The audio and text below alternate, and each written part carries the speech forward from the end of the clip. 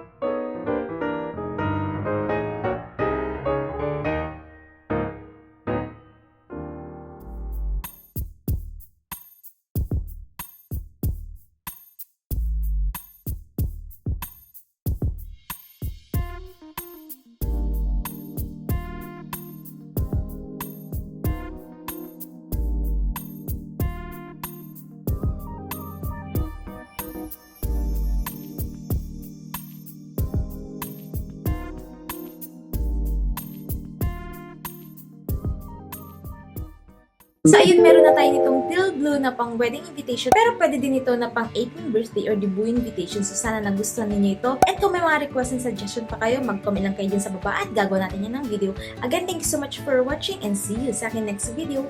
Don't forget to like and subscribe. Bye!